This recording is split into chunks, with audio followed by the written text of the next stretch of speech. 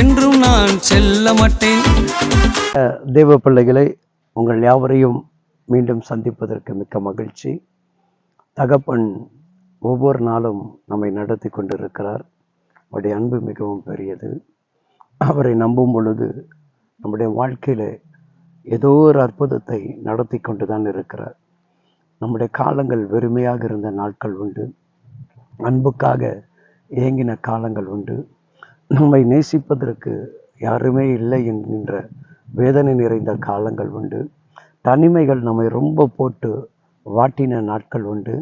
என்னதான் செய்து கொள்ளலாம் என்று சொல்லி நம்ம இருதயம் ரொம்ப நொறுக்கப்படுகிற நேரத்தில் எங்கேயோ இருந்த ஒரு வார்த்தை, என் மகனே, என் மகளே, நான் உன்னுடைய தேவன் என்கின்ற ஒரு சத்தம். யார் மூலமாக? அது ஒரு ட்ராக்ஸ் மூலமாக, இல்லை டிவியுடைய செய்தி மூலமாக, இல்லை வாட்ஸ்அப்பின் செய்தி மூலமாக, ஏதோ ஒரு செய்தி நம் பாரப்பட்ட அந்த நேரத்தில் நம்மை நோக்கி வந்திருக்கலாம்.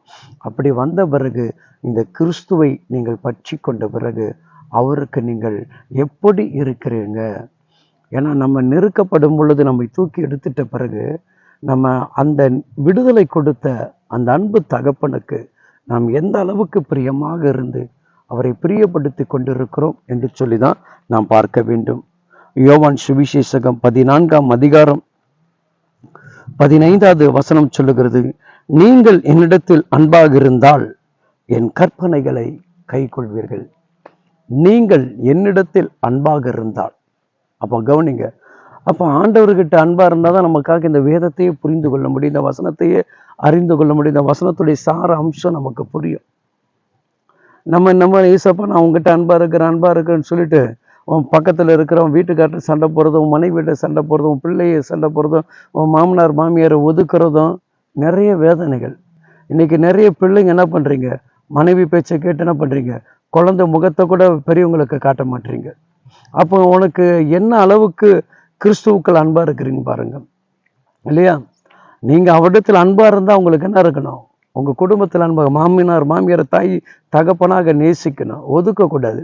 அவங்க ஒரு வயசான காலத்துல பார்த்தீங்கன்னா ஒரு பேர பேத்திகள் வந்து நம்மளை பார்க்க மாட்டாங்களா, நம்மக்கிட்ட கொஞ்சம் விளையாட மாட்டாங்களா, அந்த வயதான காலத்தை அவங்க அந்த அந்த அன்புக்கு இயங்குவாங்க. அப்போ அந்த அன்பை யார் சரிப்படுத்துறது?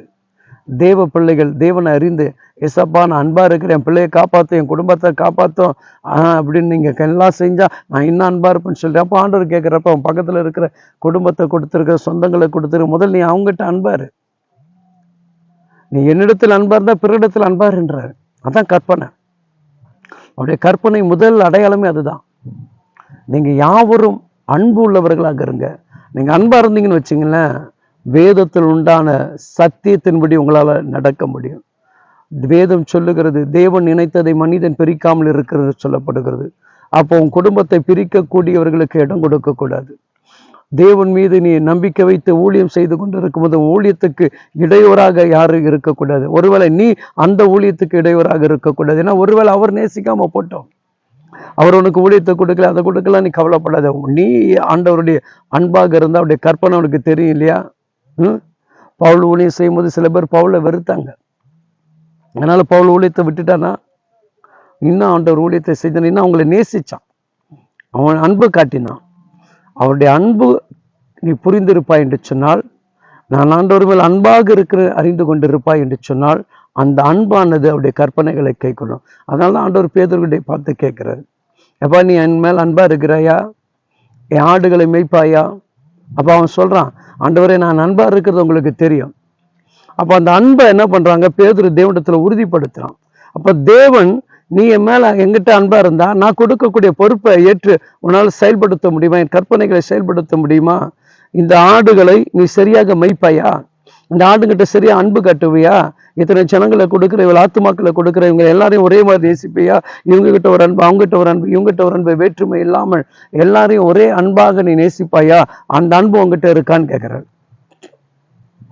அப்போ தேவ பிள்ளைகள் தேவனுடைய கற்பனைகளை கை கொண்டு இருக்கிறவர்கள் ஆண்டவர்கிட்ட அன்பா இருப்பீங்கன்னு சொன்னீங்கன்னா அவருடைய நியாய பிரமாணங்கள், அவருடைய கற்பனைகளை சரியாக நீங்க கை கொள்வீங்க. ஒருத்தருக்கிட்ட நீங்க என்ன பண்ண மாட்டீங்க? விதண்டவாதம், எதிர்த்து பேசுறது, பொறாமை, எரிச்சல், கோபங்கள், பக்கத்துல முகத்தை அப்படி சிரிச்சுக்கிட்டு போடுறது, இதெல்லாம் கிறிஸ்துடைய அன்புக்கு உண்டான அடையாளம் அல்ல. இயேசுவை நேசிக்கிற நம்ம கன்னத்தில் அரைஞ்சாலும் அணைக்க சொன்னார். சபைக்குள்ள நம்ம வரும்போது என்ன பண்றோம், ஆகலைன்னு சொல்லிட்டு அவங்கள ஒதுக்கிடுறோம். அவங்கள ஒதுக்குறது மாத்திரம் அவங்களோட நம்ம குடும்பத்தையே சேர்க்க விட மாட்டோம். இப்படி நிறைய திருச்சபையில நிறைய இடங்களில் இருக்குது. ஆனா அவங்களாம் யாரு, நான் இயேசுவை நேசிக்கிறேன்றீங்க. அதான் பெரிய கொடுமையா இருக்குது. நீங்க நேசிக்கிறேன்னு சொல்றதல்ல, நேசத்துக்கேற்றபடி வாழுங்க. உங்க வாழ்க்கை கர்த்தருக்கு பிரியமாக இருக்கட்டும். ஆமென்.